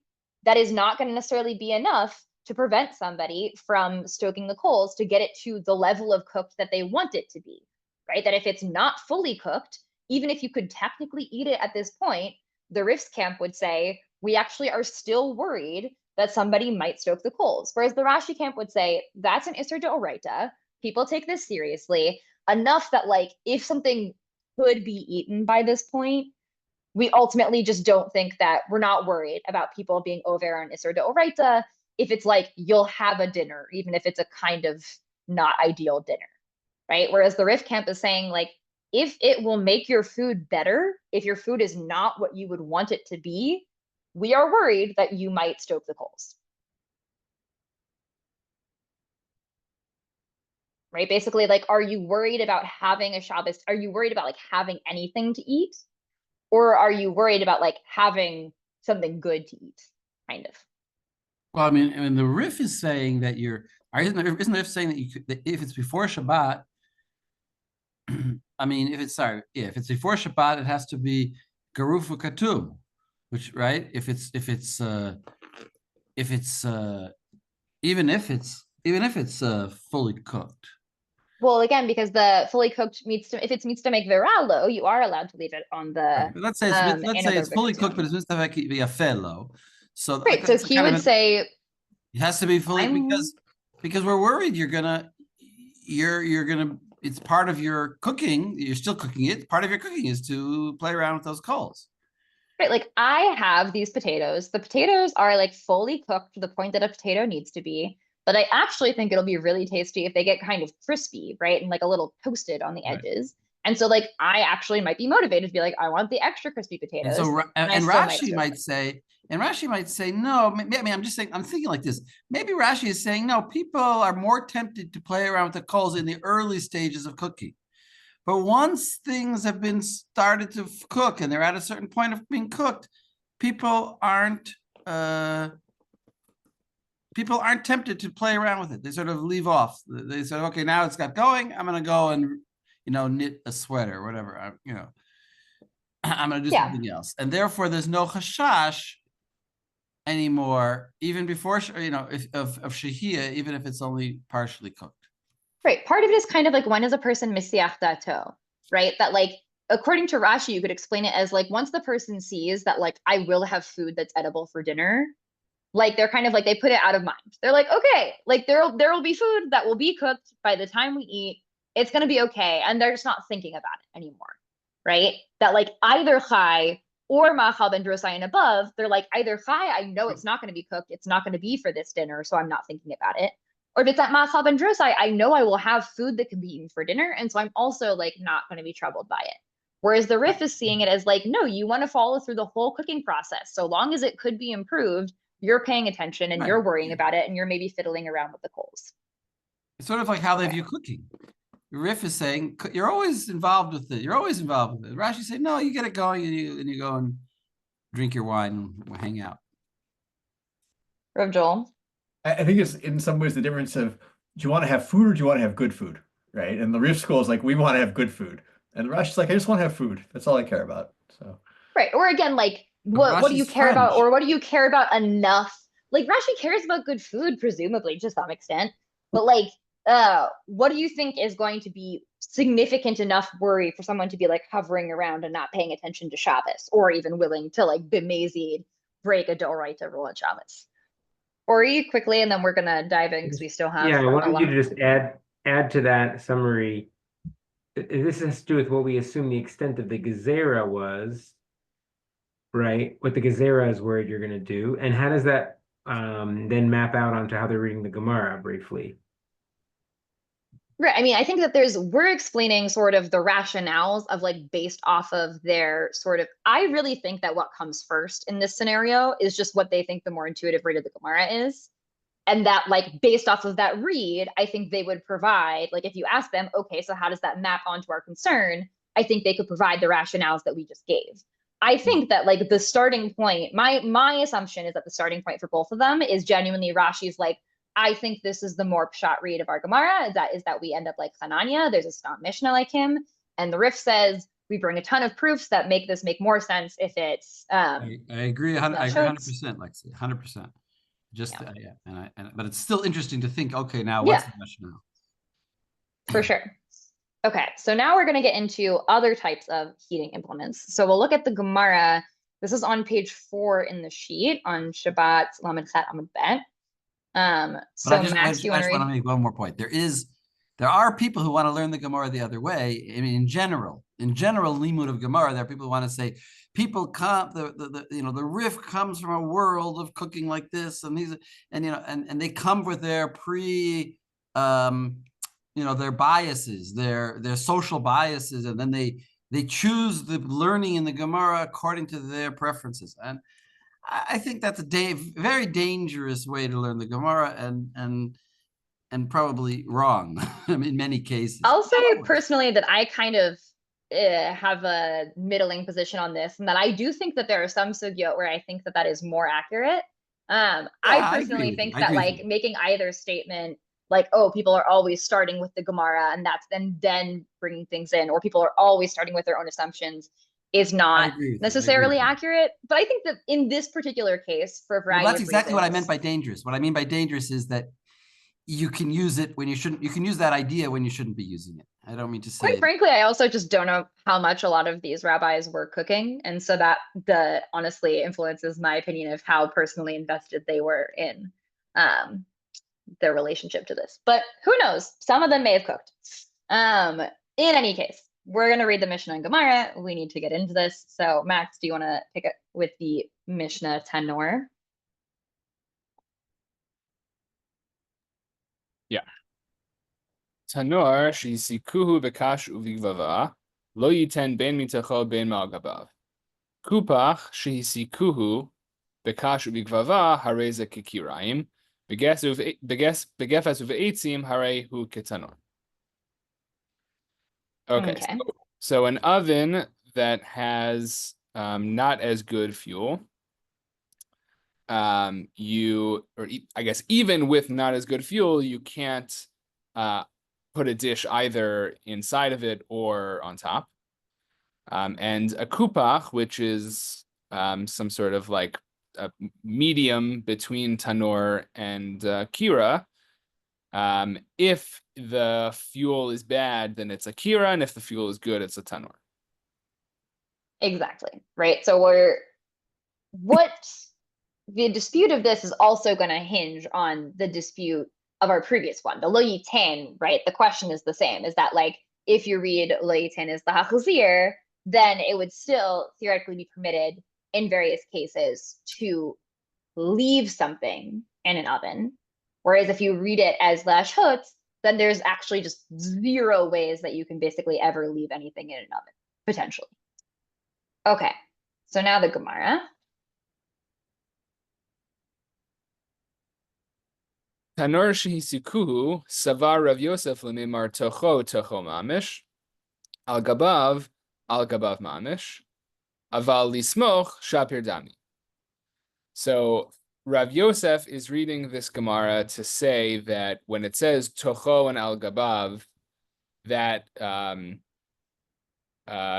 those two are not allowed, but leaning up against a tanor is fine. Exactly. But then Abaye, his student, challenges. Eitzve Abaye, kupach shehisikuhu bekash ubikvava, harehu kikirayim, begesuf of eitzim, harehu ketanor, vasur. Right, well, right, Abaye says there is a situation, that being good fuel, where a kupach can be, where it can be asur. And so maybe then you can't really read anything out about being somech. Right. That he's saying based off of the way that we explain these things, the kupach, which is either like the kirayim or like the tanor. What are we saying when we say kakira share? If it's on top and it's kashe'enu garufa katum, that also is not permitted, at least again, whether lahachazir or lashot, depending on how we're reading this. And so in that scenario, it must be that we're not saying lismuch would be permitted in the case of the kirayim. So that can't be what's also permitted in the case of the tanor. Right. So what Rav Ada Bar Hava is going to push back on this. Skip down there. To, or sorry, or keep going. Where did you leave off with this then? The Hakikira Shari? Yeah, I left off there, basically. Okay, B'maya Skinan. Okay, B'maya Skinan, Ilema al Gabav, Uvimai, Ilema Ksheno Garufa Katum, Ela Kira, Ki Ena Ela Kira, Ki Ena Grufa Ktuma, al Gabav Mishare. Right, if it is there, right? If you say that it's that we're talking about placing it on top of the kira, that's not garufin katum, right? Is there even a case? Is there such a case of no garufin katum where placing on top of a kira would be okay? Right, that like we say the kupach is sometimes like a kira and is sometimes like the tanor. And we're like, when it's like the kira, what are we saying is permitted? Here we're referring to eno garuf katum. And we're like, we can't say it's like the kira and permitted, because when it's eno garuf katum, that's also not permitted for the kira. Right? So it must be that like eno garuf katum, what is permitted like the kira? It's permitted lismuch like the kira, as we established in the previous Gemara. Which would imply that what's the din lismuch for the tanor?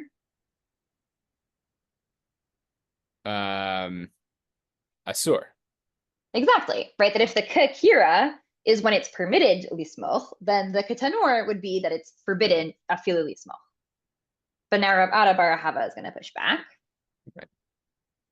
Hacha bekupach garufikatum, v'tanor garufak tumaskinan. So harehu katanor. Right, this is actually a case where there has been garufikatum. Mm-hmm. So harehu katanor. Right, afal gav de garufikatum al gabav asur. Right, that even though you can't put it on top of the tanor, even if it's garufikatum. Mm-hmm. De'i kikira ki garufak tuma shapir dami. Right, because if you compare it to a kira that has been swept out or dealt with, then that's fine for a kira. Right. So he's saying if you explain the Mishnah as referring to a garuf v'katum kupach, then Rav Yosef's din can still be correct, right? That like in the garuf v'katum kupach, when it's been lit with the less good fuel, it's like a kira that you can put something on. And when it's been lit with the more intensive fuel, then even when it's garuf v'katum, both it and the tanor, you couldn't put something on top, but you could prop something against it, right? That if it's been scooped out, you could maybe be somech on it. Now there's going to be something supporting Abaye's position, however. Tanya kabate de Abaye. Tanor shisiku b'kash v'gvava in somchin lo, ve'in tzarich lamar gabav. Right, so for a tanor, even with a weaker fuel, you can't be somech, and obviously not al gabav ve'in tzarich lomar l'techo. Ve'in tzarich lomar begefet uve'etzim. Right, all those things kol shekain are no good for a tanor. Kupach she'isikuhu bekash ubigvava somchin lo ve'ein notnin al gabav begefet uve'etzim ein somchin lo. Right, kupach is sort of a middle position where if it has a weaker fuel, then you can be somech. You just can't put it on top. But if the fuel is good, then it knocks it down, so you can't be lismoch. Exactly. Right. This is pretty damning. This Baraita is in fact, or I guess damning for the Rav Yosef position. It's pretty explicit in Abaye's case. I can't remember. I don't think I saw something in Tosefta. It's one of those cases where I sort of wonder whether it's an invented Baraita, just because like it's not brought by Abaye himself, and it says exactly what he says. And so that feels a bit interesting, right? That if there's this thing that's so explicit, why wouldn't Abaye quote it? But in any case, seems to support him. And now Rav Acha Bereid Rava just kind of asks about the kupach. Right. Hai kupach ikidami. Ik kira dami afilu begefet uvitzim nami. Right. If it's like a kira, then it would, then in the case of good fuel, it would be just like it would be mutter. Ik tanor dami afilu bekash ubigvava namila. Right. But if it's a tanor, then even if it's a weak fuel source, that's no good. Doesn't help to clear it out. Amarle nafish hevle midkira vezutar hevle midatanor. It produces more smoke than a kira, but less than a tanor. Exactly. Which it is interesting I have to say that, because that does seem to be the pshat of what we're saying, right? Like, okay, why is it like this? It's because it's a medium amount of hot, right? That we think that the tanor preserves the heat better, and that's why we're more strict, and the kupach is kind of in the middle. Okay, so we're going to pop back to the Beit Yosef. I think for time's sake, I'm going to read some of this. We had also in the Torah the bit that I had Josie skip, where they mentioned on page Nun in the Torah that tanor, right, an oven, afilu im husak bekash ubegvava asor afilu lismoch lo afilu im hu garuf katum. Right, that according to the Rif set of rules, you can't even prop something against a tanor, even if it's with the less good fuel, even if it's been scraped out. Like you can't be in contact with the tanor whatsoever. The kol shekain leishot al gabav v'tocho delo. Right, certainly you can't put things on top. The kupach shu makom spitat kdera achat im husak bekash ubegvava dino kekira umutar al yedei grifa v'ktima. So this is going to be a point of contention. The Torah says the kupach, if it's lit with a less good fuel, it's like the kira, but unlike the kira, where if it's the kashug vava, you don't need to scrape it at all. He says that the kupach, if it's lit with a less good fuel and you've done the like scooping or dimming, then you can leave things on top. V'im husak be'etzim dino ketanor v'lo mahani le grifa v'ktima. Basur afil lismoch lo, and then that was the riff, right? That like if it's been lit with eitzim, then even if you scrape it out, you still can't put anything on it or even lean against it. Okay. So we'll get some interesting things here again, where they're trying to explain the differences between these types of cooking implements. We get something that also, for those who are around for your idea, is I think an interesting comparison, albeit different, which is that in your idea, when we talk about like reicha, whether reicha miltahi, right, whether smell is significant enough to make something forbidden, something that comes up is the Tosfot being like, maybe there's a difference between their ovens that were much smaller and tighter, and so their reicha is a problem, but our ovens are super big, And so maybe it's not a problem. So we're going to see some sort of material reality influencing how we paskin on this.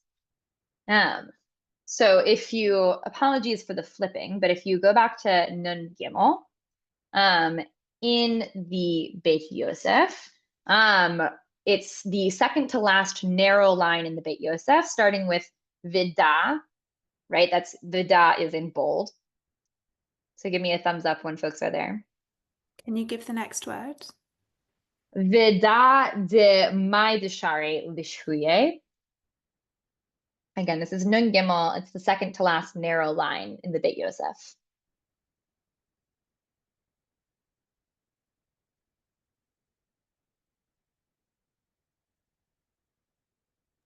The da is bold. Yeah, Vida is big and bold. It's the last word in the line.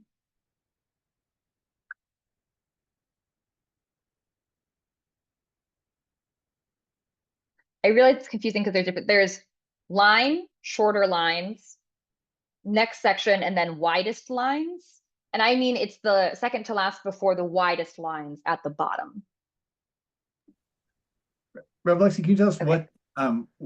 what there might not be. Are there other major things around there? Because mine does not have Vida. I mean, it's There's- right next to the very bottom of the Bach. There's a Oh, quote- that's there's a not- quote, 2 lines afterwards where he quotes the Gemara Yud Zayin Divra Matchil V'Nimsa. And right V'Nimsa. before that, it says B'siyata Dishmaya. Okay, thank you. That's Okay. So, Vida de mai de shari lishhuye al gabe kira she'ena grufa v'ktuma, shari nami lishhuye al gabe kupach utanor, v'kachem divrei harambam b'perek gimel, v'chen katav haran b'perek kira, nimtzu klalei hashmua b'chule, dib'chuhu gavne d'amran de shari lishhot al gabe kira she'ena grufa v'ktuma, afilu b'tanor v'kupach nami shari. That anything which you think is fine to leave on the not scraped out kira, you can leave on a kupach or a tanor that are scraped out, right? The leka plukta benahu ela b'mai deba'inan b'kira greifa v'ktima, right? The only difference is that, like, in the kira, again, if you're Rashi, anything that's past Machal ben Drosai, if you're the Rif, anything that's fully cooked and would get worse, you don't need to have scraped out or dimmed the things. Whereas the Tanor and the Kupach, if you fully cleared them out, then you could leave these foods. L'chein katuv b'Haghot Mordechai perakira, b'shem maram, dikdera chayta u b'shil kamachal ben Drosai, shari li shhuye b'tanor, sorry, take it back. Afilu eno garuf v'katum, v'afilu ima tanor mugaf, nafish havle, v'afilu ima kadera samuch gchalim, shari, v'shalo tehe nogat b'gchalim. That if the whole point of the things that you can leave on the kirash ena grufa v'ktuma is that, like, this is something where we're no longer worried about you influencing the cooking, then those things should also be fine in the tanor and the kupach, they're saying. Right? That, like, if I'm fine with this because it's fully cooked or because it's mostly cooked, and I don't think you're going to fuss around with the kira, they're saying that should also apply to the tanor, right? Like, it's done. You can put it in. Doesn't matter how hot it is. We're saying we don't think that you'll futz around with it. V'afal pisha katuv b'Haghot Oshri v'Haghot Mordechai perek kira, the hadasharinan hidra chayta dafke b'tanor shechomo rav dibelo chitui yitbashel ad machar. Aval kira deshalit ba'avira asor de'ikala mecha shema yichteh v'chein yira medivrei haMordechai shekatav b'sof perek kama b'zel l'shono v'ein mashhin ele kamachal ben drosai u'movishal legamrei aval chai legamrei lo dekam mevashel b'shabbat ad kam l'shono.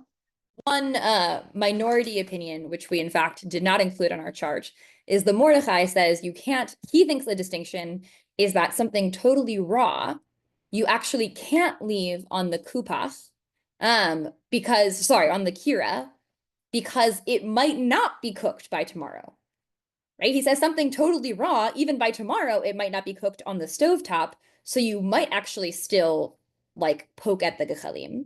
And it's only the tanor, which is hot enough that you can be certain it'll be cooked by tomorrow, that it's permitted. So the Mordechai, a minority position, says actually that the raw thing is also forbidden on the kira. And so Akana should know, Vidavar pashutu delav mivashel mamash ka'amar. He's not actually saying that you're doing bishul. Dehashari behedya begamara kedera chaita. Ela hayinu lumar de bekira asor shema yifteh. Dadkan lo shari begmara ela betanor deleka lemechash lechitui. Okay, so he basically is just bringing in this minority opinion of the Mordechai, which is another distinction between tanor and kira, right? That would say that when it comes to a raw thing, that's only permitted in the tanor. Okay. Questions on that before we look at another little section? Does anyone want to summarize? What are the things that you could, the comparison, when are a kira and a tanor and kupach equivalent vis-a-vis what you can leave?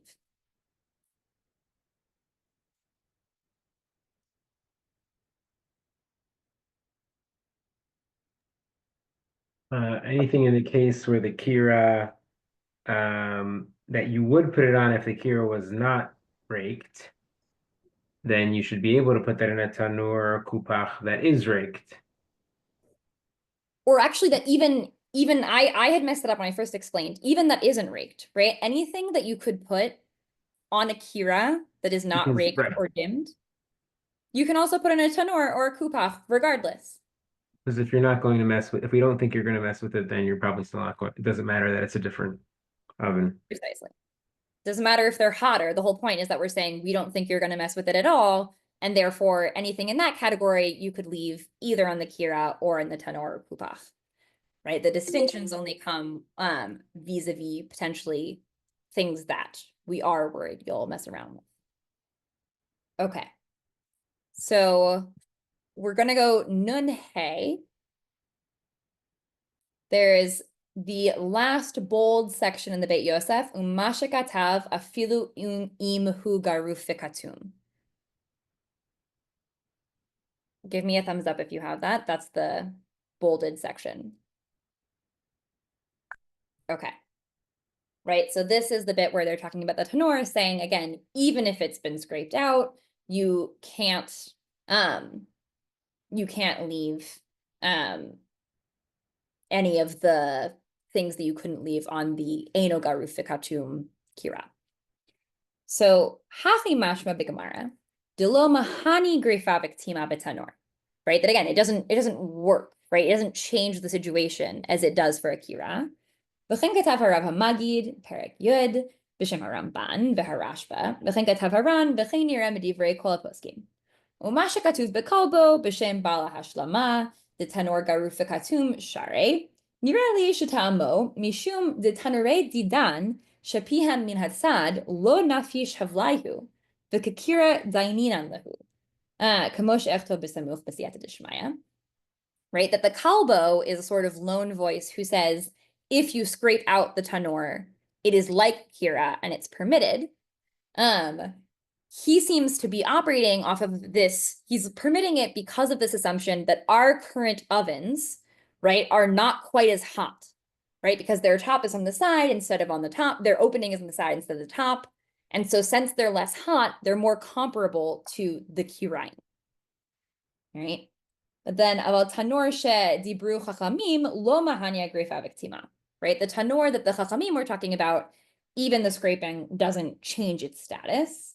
V'chenget haparambam zel shono aval tanor afa pisha garaf haish o kisa be'efer o shesiku b'kash ukvavam ein mashkin betocho v'lo al gabav v'lo samchin lo tavshil shelo bishal kol tzorcho o shbishal kol tzorcho v'mistamek ve'afelo hoil v'hevlo cham bioter eno mesiach da'ato v'chosheshin shema yichteh b'zo ha'esh ha'meuta afa pisha hu esh kash v'gbaba u'mechoseh. V'lama asri l'shop tanor afa pisha garuf mifnei shagoref eno goref elo rov ha'esh v'atzma v'yefshar ligrof kol ha'esh ad shelo tishaer nitzot echad mifnei shehevlo cham shemichteh kedei leva'er hanitzotzot hanisharot b'tanor. Right? You might be wondering, why would we have a problem with the tanor that's garuf v'katum? The answer is, even if you scrape out a lot or like, dampen a lot, there's still some left. And because the tanur basically is insulated in a way that the kirat isn't, there's this assumption that there is like a little bit of a spark that you could still poke out, even if you had scraped a lot of it out, right? This is also a dispute that we're not going to look at it inside, but the question of what constitutes grifa v'ktima, right? That the Rambam and the Shulchan Aruch Paskins like this says it's scraping all of the ashes out, whereas the Razah says it's just pushing them to the side, right? That you don't have to actually have removed all of the ashes from the stovetop. Okay. More to see in the Beit Yosef, but I think I want us to look at the Shulchan Aruch. So we're going to skip there, but before we do, questions on what we just did. Okay, let's look at the Shulchan Aruch. Just one thing, Rav Lexie. I don't think it's the Kolbo's opinion. I think the Kolbo is looking at, he brings the opinion of this Baal Hashlama, but he actually doesn't hold that. So true. Correct. So the Kolbo records it's just the Baal Hashlama who seems to say that if you have scraped out the oven, it's good to go. Okay. Let's see. Yeah, so we're going to start just at the beginning of the Shulchan Aruch. So this is in the Shirat Devora on page Nun Vav in the Shulchan Aruch pagination. And Jess, do you want to read for us? Sure. I'm on the online ones, which is going to take a second. Kira שהיא עשויה כקדרה ושופטין על פיה קדרה למעלה, ויש בה מקום שביתת שתי קדרות, אם הוזכה בגפת שהוא פסולת של זיתים או בעצים, אסור ליתן עליה תבשיל מבעוד יום להשהות עליה, אלא אם כן נתבשל כל צחו והוא מצטמק ורע לו. דלי כל ימיך שמא יחטא. או שהיה חי שלא נתבשל כלל, כיוון שהוא חי, מסיח דתו ממנה עד למחר, ובכל הלילה יכול להתבשל בלא הדחוי, אבל אם נתבשל קצת, ולא נתבשל כל צחו, אפילו נתבשל כל צחו, והוא מצטמק ויפה לו, חי שינן שמא יחטא ואסור להשעותו עליה, אלא אם כן גרף, דהיינו שהוציא ממנה כל הגחלים, או כתם דהיינו שכיסה הגחלים באפר למעט חומם. ואם נתן בה חתיכה חיה, מותר כאילו הייתה כולה חיה, דעל ידי כך מסיח דתו ממנה. Should I pause and translate now or keep it to the end of the... Just maybe go until the Haggah. ואפילו אינה גרופה וכתומה, מותר לסמוך לה קדרה בסמוך חוצה לה, ואם הוזכה בקש או בגבבה, מותר להשהות עליה אפילו אינה לא גרופה ולא כתומה. Okay, so we don't need to translate it all word for word. Simplifying, who is he paskening like? He paskins like the Rif. Right, which makes sense because he has his like 3 Amudei Hora'ah, right? And so the Rif and the Rambam both paskin this way. So even though the Rosh actually paskins against it, he ultimately lands on this psak. So just again, it briefly summarize what is that Rif position? The Rif position is that in the Gemara, when we had Rav Hanania, that was talking about Shehiyah, and therefore it's the more stringent position that we've seen. That only things that for a kirash enagrufavic tuma that was lit with this better fuel, the only thing you can leave on it is either totally raw food or something that has a piece of raw meat, as most people paskin, thrown into it, or something that is fully cooked and would get worse if it was cooked more. So that's the Shulchan Aruch, but now the Ramah is going to bring in our other psak. Or actually, sorry, first the Ramah is going to add another thing about the 2 kirot. שתי קירות המתאימות זו אצל זו ודופן של חרס ביניהן, האחת גרופה כתומה והשנייה אינה גרופה כתומה, מותר לשתות על גרופה וכתומה, אף על פי שמוסיף אבל משאינה גרופה וכתומה. So he's specifying there has to be a wall of, some kind of like ceramic layer between these two burners. There can't be no division. And then it's permitted to put things on the other one, the extinguished one, even though stuff may have been added to like fuel may have been added to the other one. Tanur, אפילו אם הוסק בקש וכפפה, אסור אפילו לסמוך לה, אפילו אם הוא גרוף וכתום. So ovens still forbidden, even if they've been extinguished. כל זמן שהיד סולדת בה, that's, well, they're still hot to the Right, if touch. it's cooled down to the point that you could touch the oven, we're no longer worried that you could meaningfully cook anything, so fine. וכל שכן שאסור לשהות בתוכה או על גבו, והוא פח שהוא מקום שפיתת קדרה אחת, אם הוסק בקש או בכפפה, דינו כחירה, בגפתו בעצים, דינו כתנור. So then we have this like in-between thing, the chufach, that's like halfway between an oven and a stovetop. And if it's fueled with bad fuel, then it counts as a stovetop. And if it's fueled with good fuel, then it counts as an oven. V'tanorim shelanu dinam kechira. Our ovens are like stovetops. The im shechach v'shahah, אם הוא תבשיל שבושל כל צחו, מותר אפילו הוא מצמק ויפה לו. אם הוא תבשיל שהתחיל והתבשל ולא בושל כל צחו, אסור עד מוצאי שבת, ואם עבר בשעה, אסור בשניהם. So if you accidentally leave food on before Shabbat, then so long as it was sufficiently cooked, even if it wasn't yet mitzmeh varala, then it's permitted, but otherwise it would be not until Motzei Shabbat. And if you did it deliberately, then both are forbidden. Right, so this is like the Rambam, where he has the one sort of specific exception, is like, whereas Mr. Make Viafelo, you can't purposefully leave. If you accidentally did it, you can have still on Shabbos. Okay. Ad bichdei sheyasu. That's like until there's time for him to make it Motzei Shabbat. V'im hechzira akum b'Shabbat dino keshachach v'shaha. Im chazira ram Yisrael dino ka'ava v'shaha.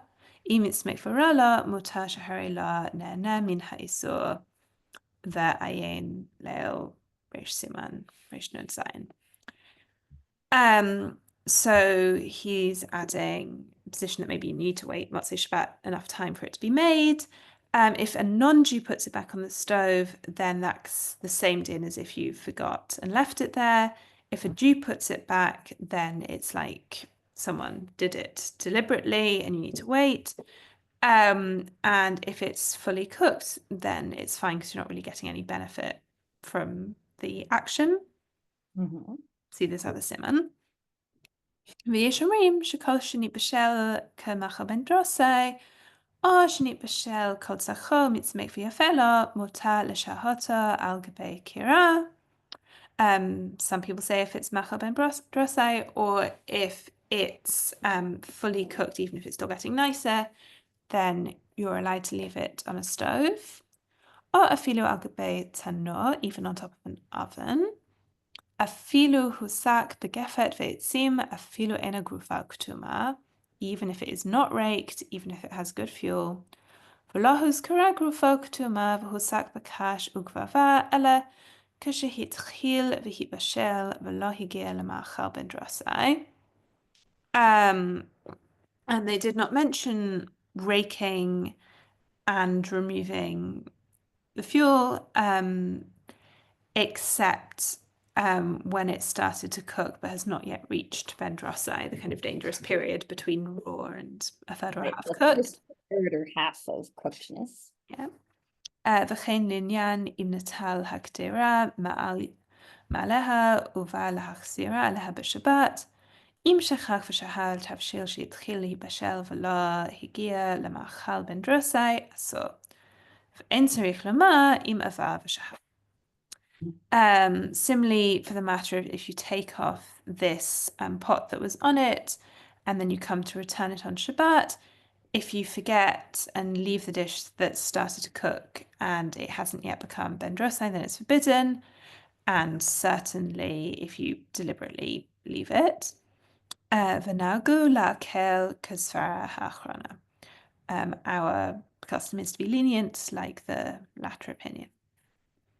Right. But this is like ultimately this is the divide we get. While I said the psak ultimately doesn't actually divide like the camps we saw earlier. It wasn't just Sephardi and Ashkenazi, because we also saw on the Rashi camp there was like the Rashba and the Ran and the Rosh, etc. But the Mechaber ends up poskening like the Rif, and the Ramah poskens like the Rashi / more Ashkenazi camp. Okay.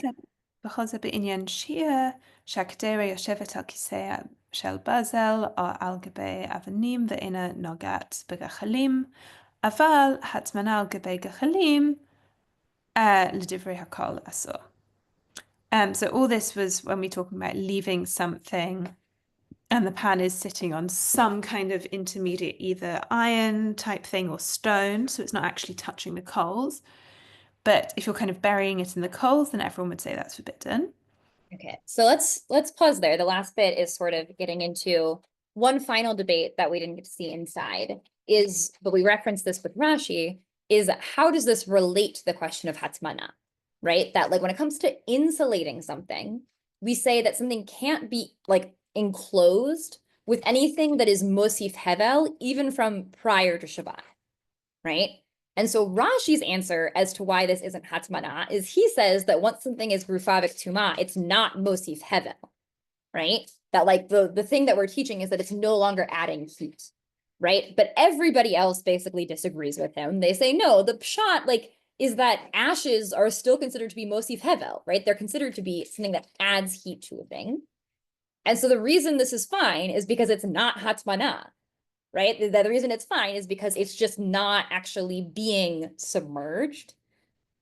The Mechaber paskins like those who say, if it was like kind of in the ashes, even if it's not fully covered, that would be this sort of asur hatmana. So we have to be, as just translated, like on this kind of little like stovetop covering, right? Like there's a little metal cover that it's on top of. But the Ramah thinks that any case where it's not fully enclosed is not hatmana, right? So even if it was sitting in the ashes, as long as it's not fully buried in them, he would say it's still fine. And I think we are at time, so we will pause there for now. And next week we will get into more about the hachzara, and hopefully also into platas. Terrific. Thank you so much. Thank you. Hey, everyone. Good Lexie. Nice to see D'accord. a talk where the Ashkenazim are more lenient. That comes up every now and then. Right. Okay, shikayach. Very nice. Yeah, I'm looking. A lot of material.